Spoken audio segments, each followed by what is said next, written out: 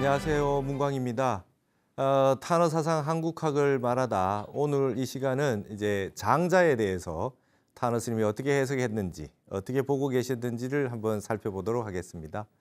탄어 스님은 장자와의 인연이 좀 특별하죠. 스님이 특히 말씀하시기를 유교 공부 다 끝을 내고 노장을 보다가 장자에 막혀가지고 이 도라고 하는 것이 뭔지 궁금해서 전국의 많은 분들에게 편지를 써서 도가 있는 분에게 도를 구했다 그래요. 그래서 그분의 화두는 말이죠. 도자리입니다. 도자리. 어느 문자가 끊어진 이 도의 세계가 어떠한 것인가 그게 궁금해서 편지를 주고받던 차제에 오대산의 하남 스님하고 인연이 돼서 3년간 편지를 주고받으시다가 이제 출가를 하시게 됐거든요. 그래서 이제 출가를 딱 해놓고 보니까 하남 스님이 대뜸 하시는 말씀이 묵언하면서 참선해라 그랬다는 거예요. 도의 세계를 알고 싶어서 출가를 했는데 묵언하고 참선해라 이렇게 해서 참선을 하셨다 그래요. 그러고 나서 오대산에 수련원이 생겨가지고 내전을 불교의 그 경전들을 볼 기회가 생겼는데 박한영 스님 같은 분에게 가서 공부하지 않고 이미 뭐 가려고 다 준비까지 하고 있었는데 박한영 스님이 여기 올 필요 없다. 하남 스님께 배우면 된다. 그렇게 말씀하시고 오대산 수련원에 이제 이 중강으로서 강사가 돼 가지고 하남 스님에게 직접 배워서 다 외워 바치고 난 다음에 이제 강의를 하기 시작했다 그래요. 대단한 일이었다 그럽니다. 20대 초반에 갓 출가한 그런 스님이 전국에 일대 스님들이 오시는 데에 있어 가지고 강의를 했다라고 하는 것은 굉장히 그 세상이 주목을 했던 그런 일이라고 합니다. 7년 동안 내전을 다 공부를 하고 났더니 유교와 불교 사이에서 노장학은 자득이 됐다 그렇게 얘기해요. 스승 없이 노장은 환히 터지더라 그렇게 얘기를 하시고 계시거든요. 그래서 탄어 스님이 이제 그때 이제 일가견을 이뤄 가지고 장자의 몰랐던 구절들이 터져서 그때부터 이제 하남 스님한테 얘기를 했다는 거예요. 스님, 제가 장자 주석도 좀 달고 공부도 좀 책도 보고 하겠습니다. 그랬다는 거예요. 그래서 이제 하남 스님이 여가 시간에 대중들한테 탄어 스님이 장자 강의를 한번 해라 이렇게 시켰다는 거죠. 그래서 탄어 스님이 이 장자를 불교 공부해가지고 다 회통된 자득한 내용을 가지고 강의를 했더니 하남 스님이 아주 찬탄을 하면서 하시는 말씀이 예전에 나의 스승 경어선사가 장자를 수도 없이 많이 읽으셨다고 하던데 이제 그 이유를 알겠구나. 그러면서 여러분들 수자 스님들도 말이죠. 우리 불교에 공부하시는 스님들도 이 노장을 한번 볼 필요가 있겠다. 장자를 한번 보는 게 좋겠다. 그런 말씀을 하실 정도였다고 합니다. 그때의 번역을 주석을 벌써 시작하게 되신 것이 수십 년의 세월을 이 장자 연구를 하셨던 겁니다. 그래서 적어도 내가 장자의 100가의 주석은 내가 한번 다 봐야 되겠다. 100명의 주석은 장자 거를 다 봐야 되겠다라고 하시면서 그때 당시에는 뭐 중국 대륙과 이 잘 왕래가 힘들고 대만의 책 정도 구할 수 있는 수준이었고 우리가 50년대, 60년대 생각해 보시면 하남 스님 뭐 6.25 이후에 돌아가셨으니까 입적하셨으니까 벌써 그때 이제 40년대, 50년대 일 아니겠어요? 그때 중국 책들을 구하기가 참 어려웠을 겁니다. 그것도 오대산 산중에서 말이죠. 그러나 스님들은 방대한, 탄어 스님은 방대한 이 주석을 구해가지고 보시고 나중에 그런 말씀을 하셨어요. 내가 지금 구해볼 수 있는 노장의 책들은 다 가지고 있다. 그렇게 말씀하셨어요. 이제 최고의 주석을, 노장의 주석을 한번 쓰실 그런 생각을 하셨던 모양입니다. 근데 결국은 예를 들면 뭐 감산덕청의 주석이라든지 보고 싶었던 장자설이라든지 이런 책들은 구해보지 못하셨던 것 같아요.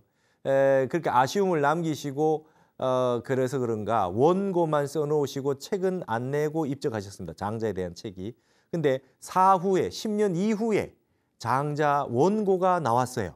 장자 원고가 나와가지고 스님의 장자책이 이렇게 출간되는 그런 그 인연을 맞이하게 됐습니다.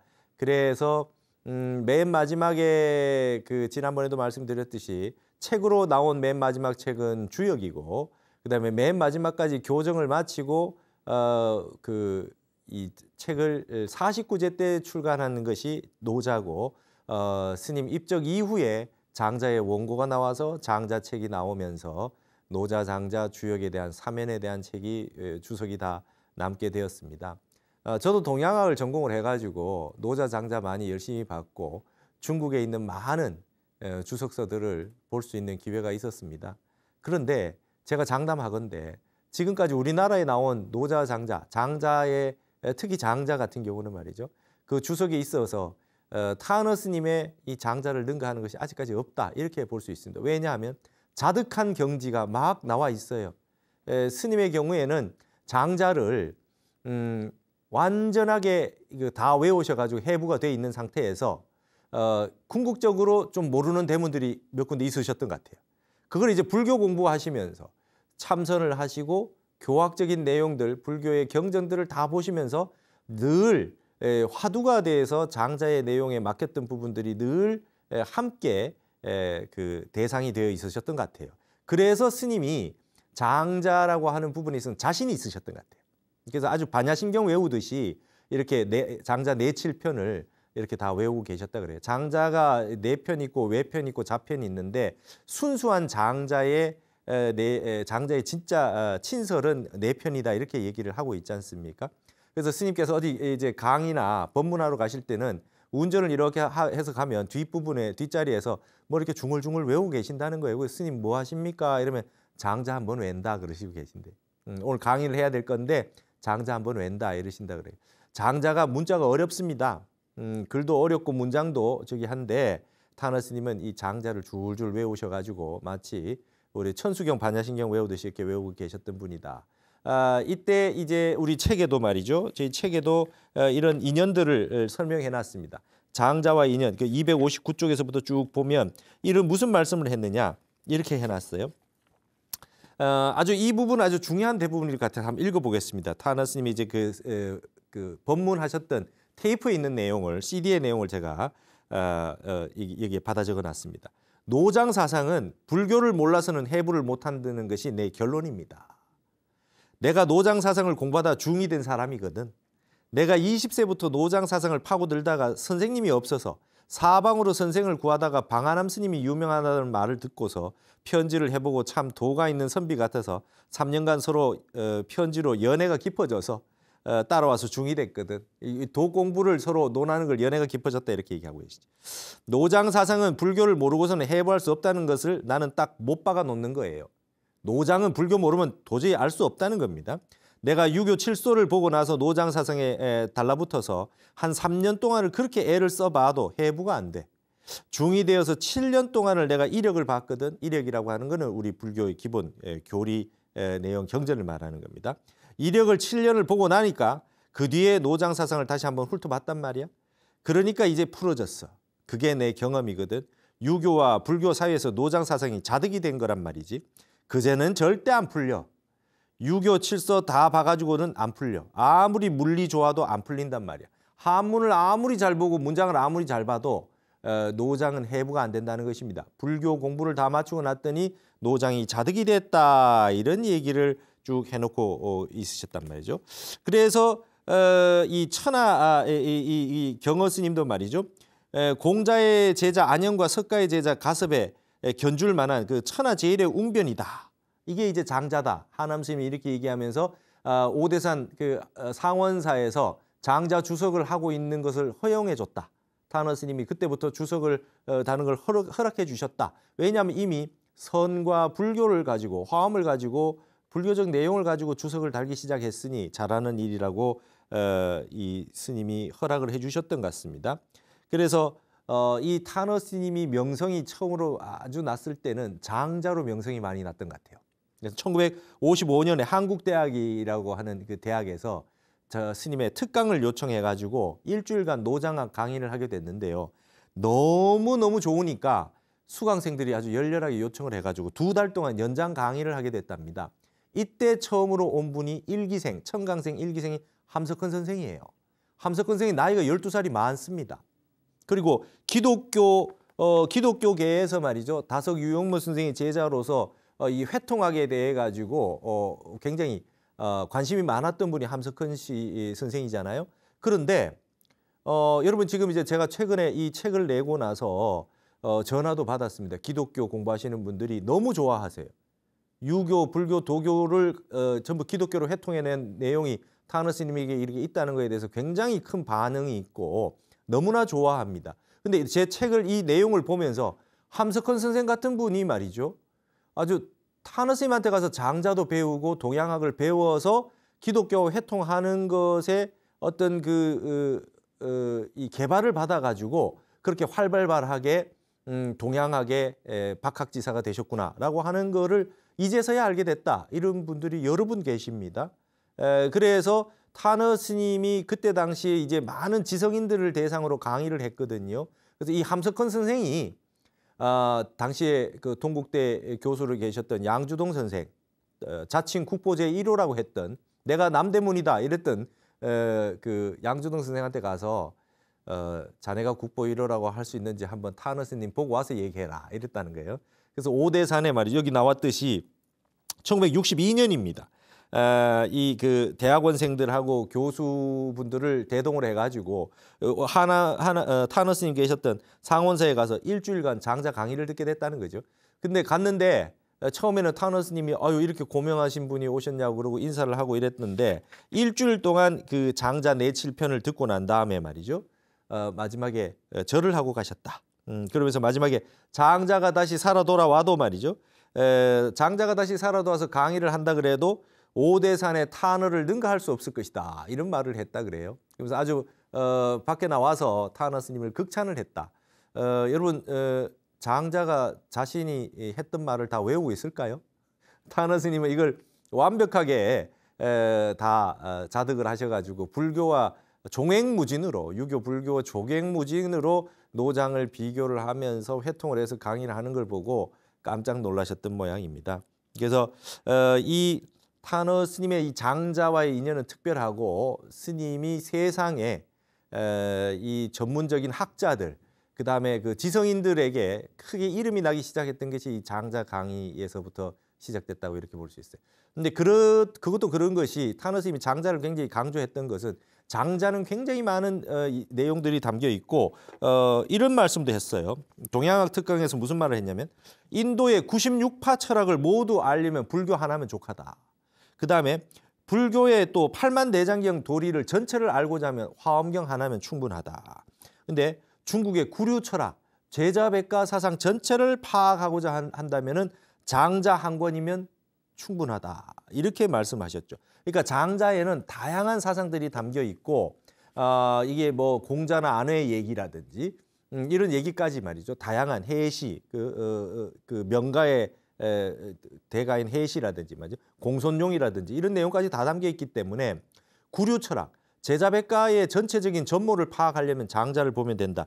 타너 스님이 이와 같이 말씀하셨어요. 그래서 인도의 그 96파 철학은 불교에서 요약이 되고 불교의 모든 내용은 화엄에서 요약이 되고 중국의 모든 동양학계의 중국학의 내용들은 장자에서 요약이 된다. 이런 말씀을 하실 정도로 아주 그 스님은 장자를 좋아하셨습니다. 그래서 스님이 이제 2004년에 말이죠.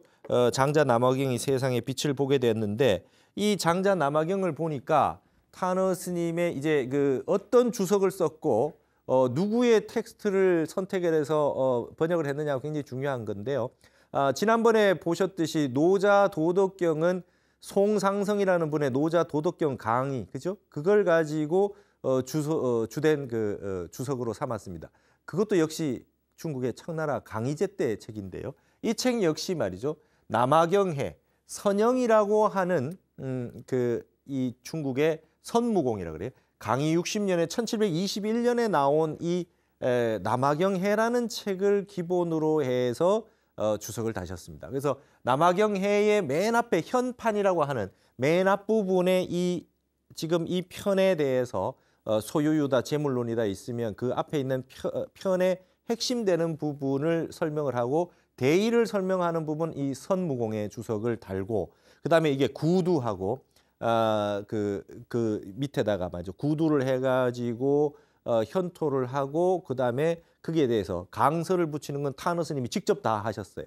그러니까 스님의 많은 주석들 가운데 장자는 굉장히 좀 특별합니다. 당신의 주석이 굉장히 많아요. 당신의 주석이 굉장히 많다. 말하자면 다른 분의 주석이 마음에 들지 않았던 것 같아요. 그러니까 불교와 회통을 해서 환하게 보여져서 터진 자득한 내용들이 스님의 장자 번역에는 많이 등장하고 있다. 그래서 총 34가의 주석을 썼어요. 총 32가의 주석과 이 선무공주, 선영무공의 주석을 기본으로 썼고 거기에다 타너 스님 당신의 자신의 주석을 포함해서 총 34가의 주석을 전부 살펴봐서 좋은 주석들을 뽑아가지고 만들어 놓은 게 타너 스님의 장자다 이 말이죠. 그래서 이 선무공은 어떤 얘기를 했냐면 이유위종이요 유도일치다 이런 말을 썼어요. 장자가 공자라 맹자 같은 유학자들 비판하지 않는다. 유교로서 종주를 삼고 유교와 도교가 결국 일치한다는 것을 보여준다. 이런 관점으로 책을 주석을 해놓은 게 이 선영무공의 주석입니다.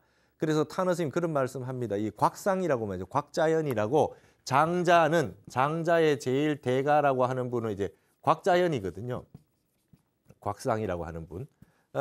근데 이분의 주석이 제일 유명합니다. 제일 유명한데 타너 스님 하신 말씀이 선영의 선무공주가 나온 다음에 곽자연의 주석은 빛을 잃기 시작했다. 왜냐?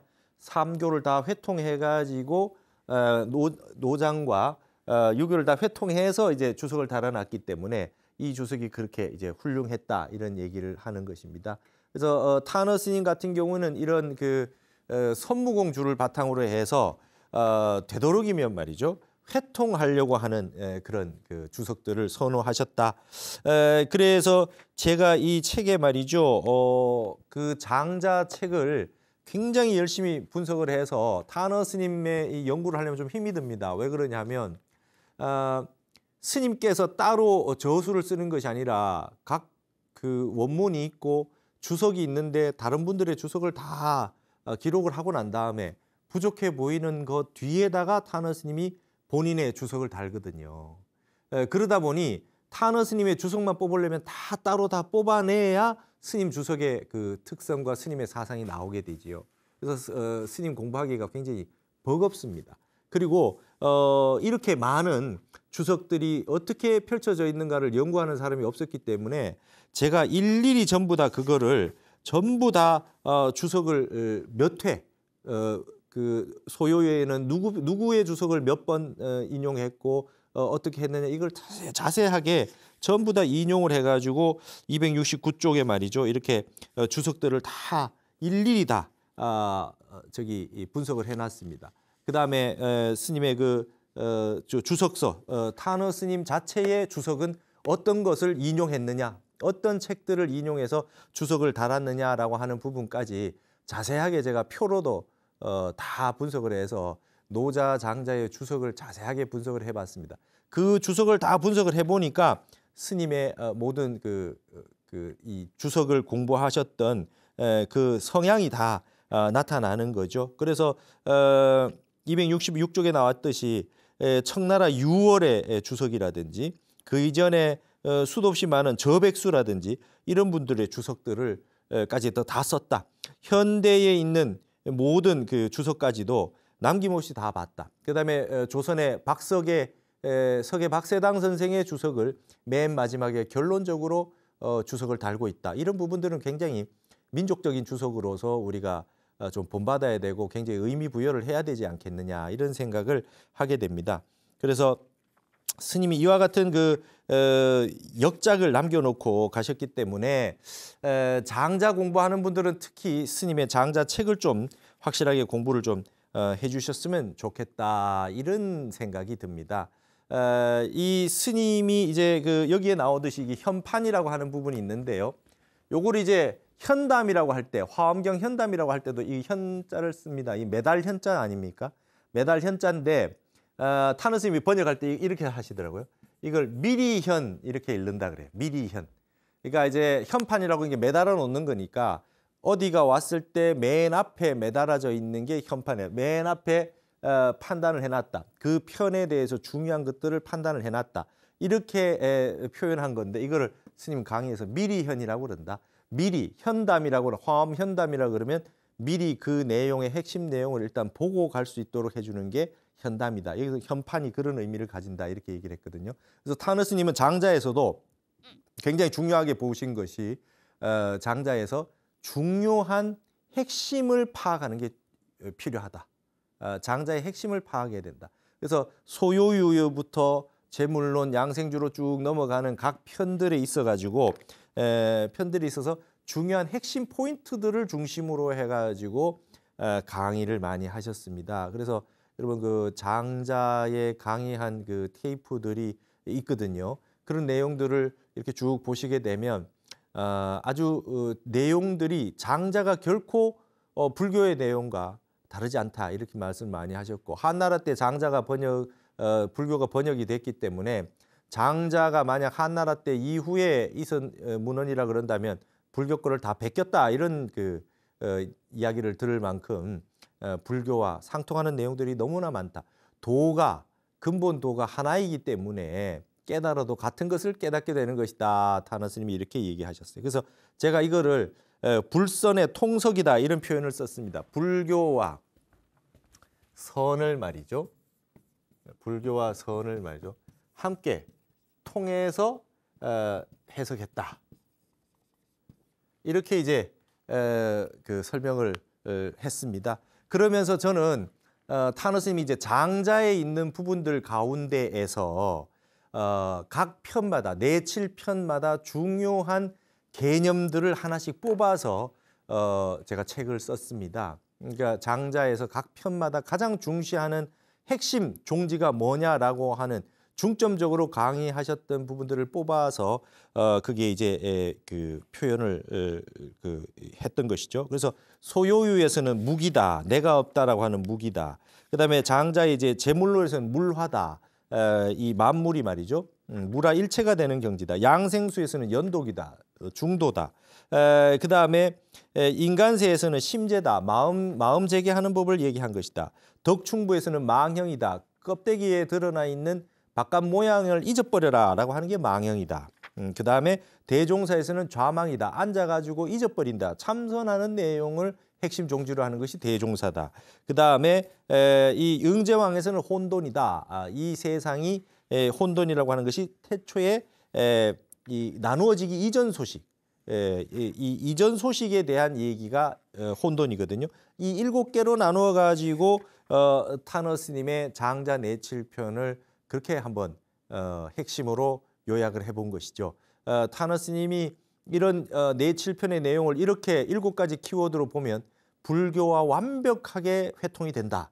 이렇게 해석을 하신 겁니다. 그래서 소요유라고 하는 것은 무기다 그랬습니다. 그 내용을 275쪽에 있는 부분을 타너 스님 강의 내용을 제가 받아 적어놨으니까 한번 읽어볼 테니까 한번 보십시오. 소요유라고 하는 건 여러분 소요라고 하는 거는 말이죠. 논인다는 거죠. 소요유라고 논인다. 우리가 조선시대 소요 퇴능선사도 있었잖아요. 소요한다는 것은 아주 그 일을 다 해맞춰 가지고 무사 한도인이 돼서 유유자적하게 소요하는 것을 말하는 겁니다. 그러니까 논류자가 그냥 논다는 게 아니라 논인다 이렇게 표현합니다. 유유자적하게 자유자재로 세상을 논이는 것을 논류자로 쓰는 겁니다. 그래서 타너 스님 말씀이 이렇게 해놨어요. 소요유의 대의는 뭐냐? 지인은 무기다. 지극한 사람은 내가 없다라고 하는 것이다. 나라는 것이 없고 그 장자 전체에서 가장 높인 사람이 지인이다. 지극한 사람이다. 이렇게 얘기했다는 거예요. 그 다음에 소요유의 끝에 이런 말이 나옵니다. 신인은 무공하고 성인은 무명이다. 이렇게 3가지가 있는데 신묘한 사람은 공이 없고 성인은 말이죠. 이름이 없다라고 했는데 여기서 신인이나 성인보다 더 높은 경지로 지인이다. 지극한 사람이다. 이렇게 얘기를 하고 있다는 거죠.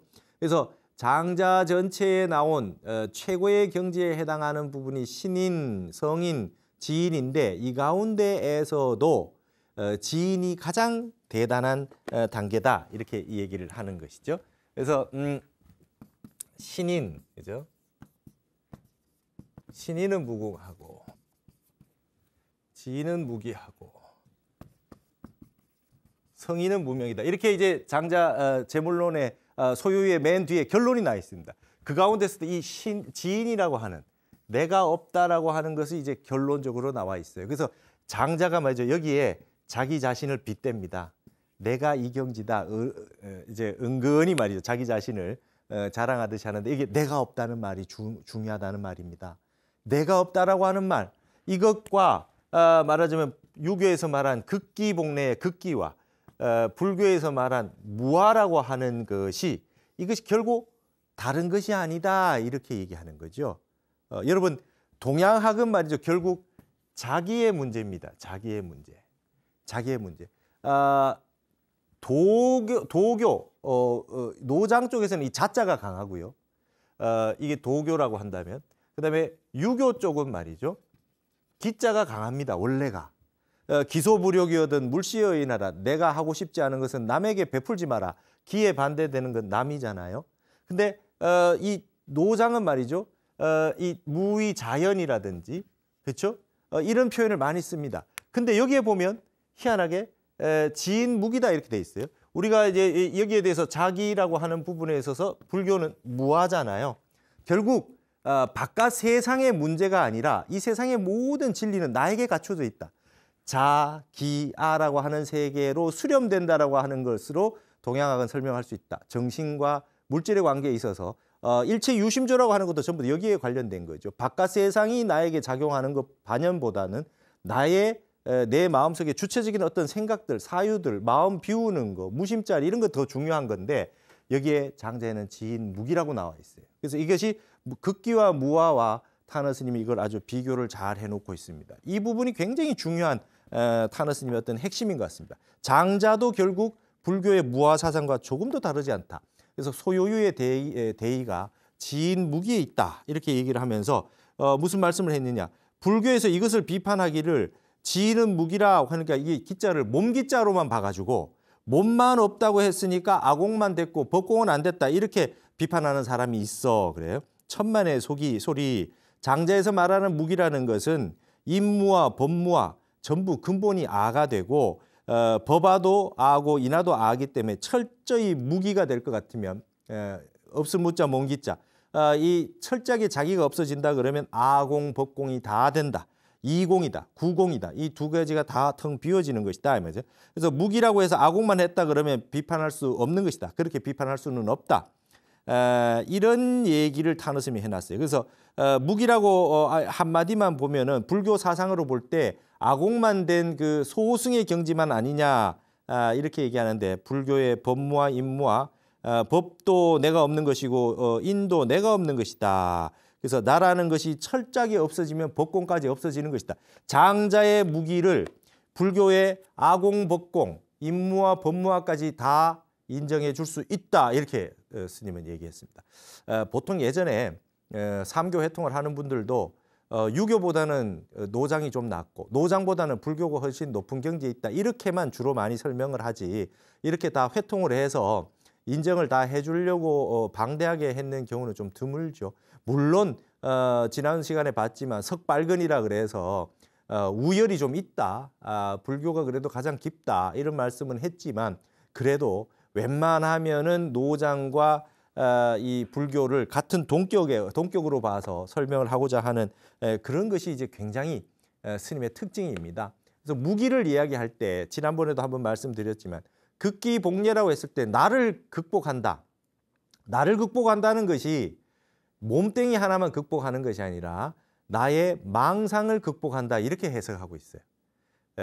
이 극기복례를 나의 망상을 극복해서 그 다음에 복례한다. 예의 근본으로 돌아간다. 예라고 하는 거는 타너 스님이 가장 중시했던 것이 이 동양학에서는 예라고 하는 것은 예로 사는 사람이 있고 법으로 사는 사람이 있고 정으로 사는 사람이 있다. 이렇게 표현을 했습니다. 사람들 가운데는 3종이 있다. 예로 사는 사람이 있고 그다음에 법으로 사는 사람이 있고 정으로 사는 사람이 있다. 이게 최상근기는 예에서 산다 이거죠. 예라고 하는 거는 뭐죠? 무라가 양망된 경지다. 일단 나와 이 바깥 세계가 한 덩어리가 돼서 완전히 잊어버리는 세계, 망화가 된 세계, 무아지경이 된 세계라야 진정한 예에서 논일 수 있다는 겁니다. 모든 이 자기의 행위와 언어와 사유가 우주 자연의 이법과 딱 들어맞아서 절도 있게 가려면 이건 어거지로 억지로 예를 지키려고 해서는 되는 것이 아니라는 것이죠. 그래서 예라고 하는 경지를 그렇게 천리지 절문이니까요. 하늘의 천리예요, 그죠? 천리가 마디낸 거다는 거죠.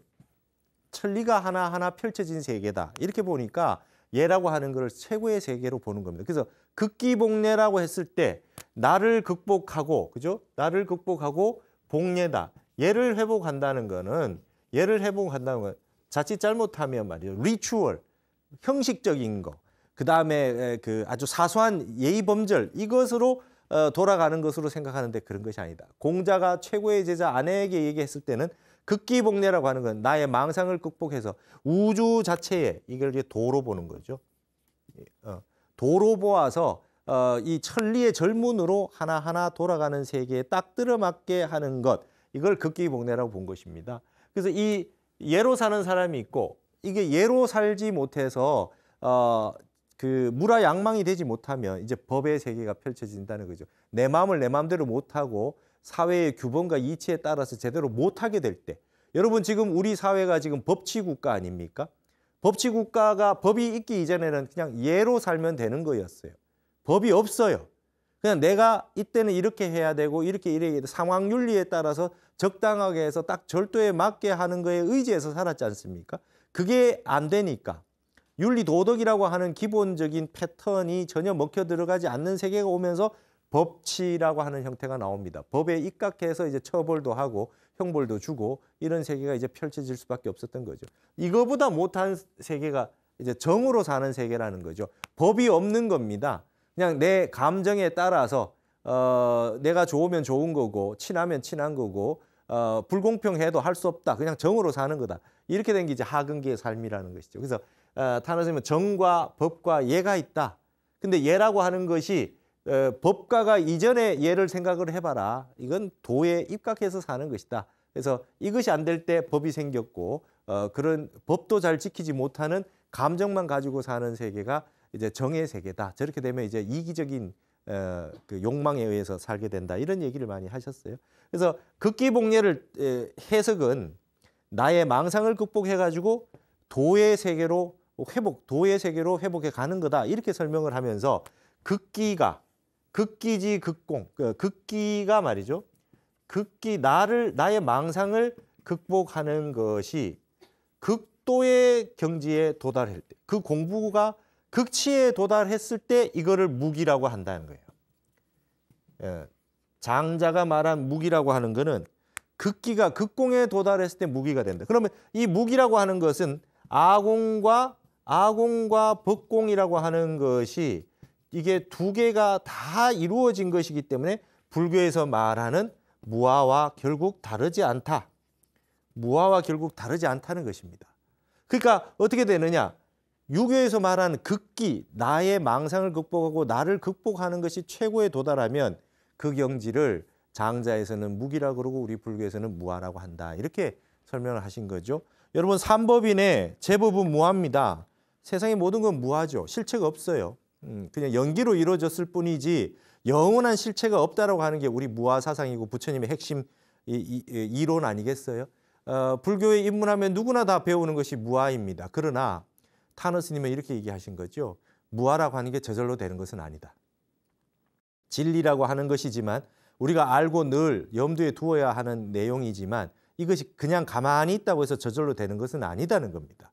나를 끊임없이 나의 망상을 제거하려는 수행을 하고 노력을 할 때 무아라고 하는 진리와 아공법공이라고 하는 우리의 마음속에 일어나는 모든 것을 망상을 버리게 되는 번뇌를 버리게 되는 것이 이제 합치가 되는 것이다.